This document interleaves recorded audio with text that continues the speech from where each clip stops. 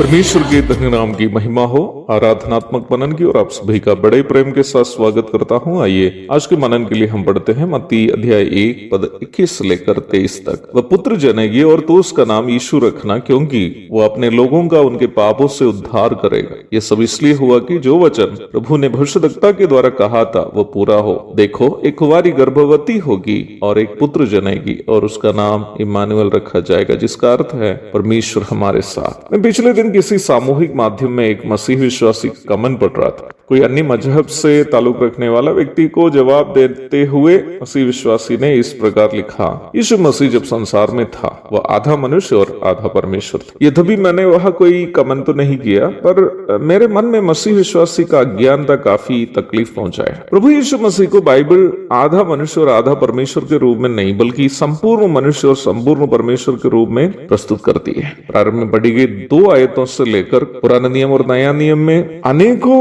आयतें इस बात को स्पष्ट करती है कि प्रभु यीशु मसीह संपूर्ण मनुष्य और संपूर्ण परमेश्वर था। मत्ती 21, 22 और 23 पदों को जो हम प्रारंभ में पढ़े हैं, परमेश्वर के स्वर्गदूत के द्वारा यूसुफ को बताई गई बातें हैं, जो वास्तव में क्रमशः भजन संहिता 130 की 8 और एशिया 7 की 14 के उदाहरण है।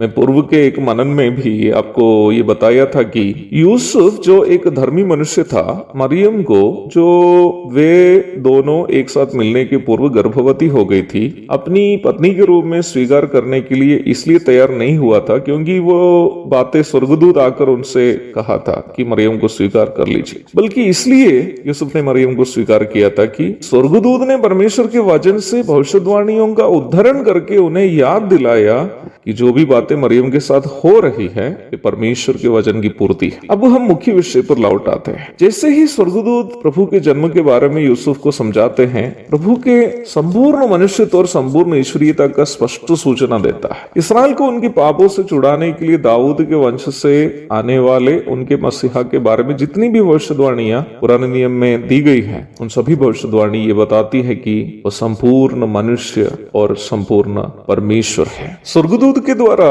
यूसुफ को बताए गए यीशु नाम मसीह का मनुष्य रूप धारण का उद्देश्य को और इम्मानुएल नाम उनका ईश्वरीय अस्तित्व को सूचित करते हैं। यूसुफ जो एक भक्त यहूदी था, धर्मी था, पुराने नियम में जानकार था, इस बात को समझ लिया था कि मरियम के साथ जो भी हो रही है वो पुराने नियम की भविष्यवाणियों की पूर्ति है, इसलिए उन्होंने खुशी से मरियम को अपने पत्नी के रूप में स्वीकार किया है। पुराने नियम के कई भविष्यवाणियां स्पष्ट रूप में यीशु मसीह का मनुष्यत्व और यीशु मसीह की ईश्वरीयता को प्रमाणित करते हैं। उत्पत्ति 3 की 15 और एशिया 7 की 15 वह स्त्री के संतान होकर आएगा अर्थात मनुष्य के रूप में स्पष्ट करती है। उसी समय उसका जन्म पुरुष की मदद से नहीं होगा बल्कि कुमारी के द्वारा होगा, अर्थात उनका जन्म एक ईश्वरीय योजना के अंतर्गत होगा, पद स्पष्ट करती है। आप बाइबल में देखिएगा, जितने भी बच्चों के जन्म का जिक्र है सिवाय यीशु मसीह, उन सभी क्षेत्रों में, सभी जगहों में पिता के नाम कहने के पश्चात ये सूचित करता है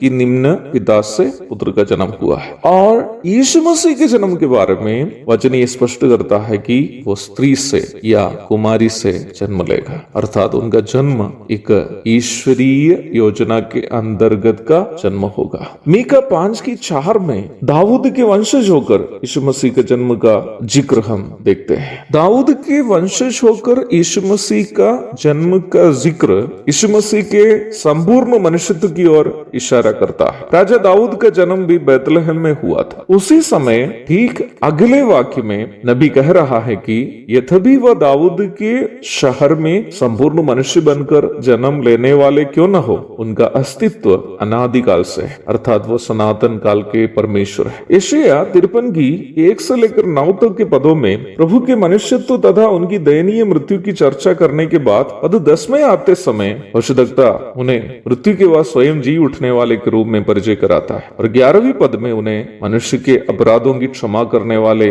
परमेश्वर के रूप में परिचय कराता है, अर्थात यद्यपि वह एक दीन इंसान की तरह दयनीय मृत्यु सहता हो, वह हमारे पापों से हमें छुड़ाने वाला परमेश्वर भी है। दानियल भी अपनी पुस्तक में प्रभु को आराधना स्वीकार करने वाला सनातन काल के राजा के रूप में 7वां अध्याय की 10 से 14 तक के भागों में परिचय कराने के ठीक बाद 9वां अध्याय में यह भी याद दिलाता है कि वह मसीहा है, जो सनातन राजा है, उनका वध होना भी अनिवार्य है। तो ये एक सीमित समय के अंतर्गत इस बड़े विषय की चर्चा करनी लगभग नामुमकिन है, और मैं बस आपको ये याद दिलाने की कोशिश कर रहा था कि हमारे प्रभु यीशु मसीह जो संपूर्ण परमेश्वर, वह कैसे हमारे लिए संपूर्ण मनुष्य बन गया, जो सनातन काल के प्रभु है, कैसे हमारे लिए एक दीन इंसान बन गया। आइए आज सप्ताह के प्रथम दिन उनकी ईश्वरीयता की याद करते हुए उनकी आराधना और उनके मनुष्यत्व की याद करते हुए उनको धन्यवाद अर्पण हम हृदय से करेंगे। उनके धन्य नाम की महिमा हो, आमीन। दुनिया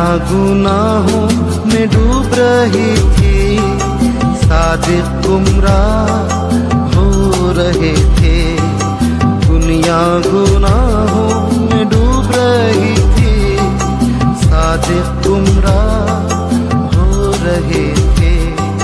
छोड़ा आसमान, बना इंसान, मिली नज़र इस दुनिया को। छोड़ा आसमान, बना इंसान, मिली नज़र इस दुनिया को।